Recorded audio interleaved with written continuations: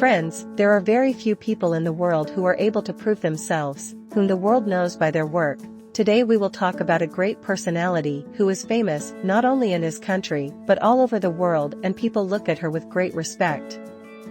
Former Prime Minister of New Zealand Jacinda Ardren is a great personality. Today, the whole world knows them. So let's know about Jacinda Ardren today. Full name, Jacinda Kate Laurel Ardern. Date of birth, July 26, 1980. Birthplace, Hamilton, New Zealand. Family, husband and one daughter. Husband, Clark Timothy Gayford. Child name, Neve Tearoha Ardern Gayford. Date of birth of daughter, June 21, 2018. Her husband, Clark Timothy Gayford, is a radio and television broadcaster. Jacinda Ardern's father's name is Ross Ardern and her mother's name is Laurel Ardern. Ross Ardern was a police officer and her mother worked as a catering assistant in a school. Her aunt had been active in politics for a long time as a member of the Labour Party, and with her help, Ardern got a chance to enter politics when during the re-election campaign in the 1999 general election, she included Ardern in the campaign of Plymouth MP Harry Duinhoven, and from here her political journey also started. Ardern soon became a member of the Labour Party when she was young and soon became a senior figure in the young Labour sector. After graduating from university, she worked as a researcher in the offices of Phil Goff and Helen Clark. For some time, she also worked in a soup shop in New York City. Ardern then moved to London and worked as a senior advisor to British Prime Minister Tony Blair's 80-person policy unit, although she never met Tony Blair. In early 2008, Ardern was elected as president of the International Union of Socialist Youth. After this, Ardern did not look back and continued to move forward. If you want to know more in detail, you should read this book. Ardern was ranked 20th on the Labour Party list before the 2008 general election. For those who were not already MPs, the 20th rank was a very great place, and because of this, she was assured of a seat in Parliament. She was then made a candidate for Labour for Wakato's Safe national campaign, but Ardern could not do well in getting the vote, and failed, but still her high position in the Labour Party gave him a chance to enter Parliament, and with this, she also became the youngest MP in Parliament. After this, she kept getting opportunities to move forward in politics. Opposition leader Phil Goff promoted her by nominating her as a spokesman for the Youth Bench and an Associate of Justice, Youth Affairs. Ardern then contested the 2011 general election from the seat of Auckland Central for Labour. Unfortunately, she lost the election by 717 votes, but still, she returned to Parliament due to a good place in the party's list, in which she got 13th place. After her defeat in the 2011 election, Goff resigned from the party's leadership. Ardern then backed David Shearer over David Cunliffe, and on December 19, 2011, Shadow reached 4th place in the cabinet. After this, on the strength of her hard work and dedication, Ardern's stature continued to grow in the Parliament of New Zealand.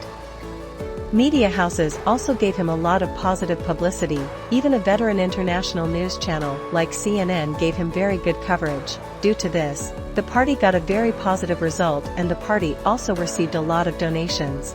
Biography of Jacinda Ardren. She took office as leader of the opposition and the youngest leader of the Labour Party, 7 weeks before the general elections on August 1, 2017. She became the second leader of the party after Helen Clark, on October 19, 2017. New Zealand leader Winston Peters agreed to an alliance with the Labour Party, and Ardern was elected the next Prime Minister. In this way, on the strength of hard work and indomitable courage, Ardern became the youngest and first woman Prime Minister of a great and developed country like New Zealand. Biography of Jacinda Ardren. Her popularity was such that after Ardern came to power, the Labour Party came to power for 9 years, and donors also donated fiercely to the Labour Party.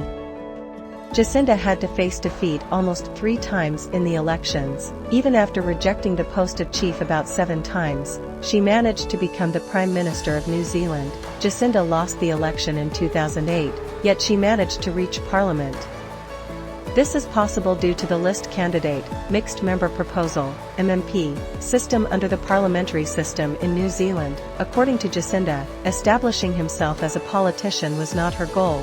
From the very beginning, Jacinda was a very combative type of girl, and she also fought many battles for human rights. At the age of 8, Jacinda joined a human rights organization. In college, she struggled a lot for the freedom of girls to wear trousers. On March 15, 2019, a gunman attacked 2 mosques in Christchurch and killed 51 people, which Ardren strongly condemned, and immediately took action. She decided to further tighten New Zealand's gun laws. As a result, they banned military-style semi-automatic firearms weapons just 6 days after this attack.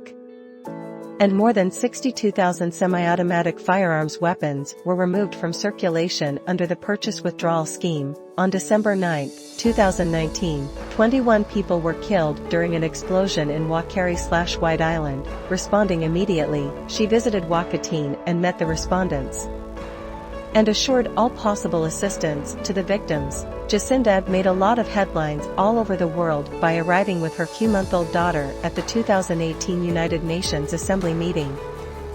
She probably became the first woman in the world to attend a meeting of the United Nations Assembly with her daughter.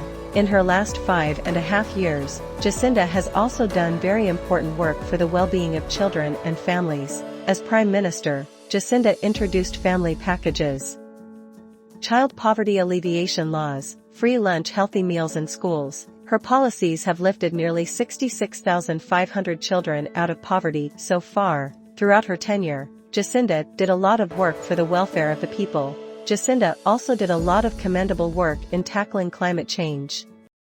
In 2019, her government should strive to create a pure climate by passing the landmark Climate Change Response, Zero Carbon, Amendment Bill.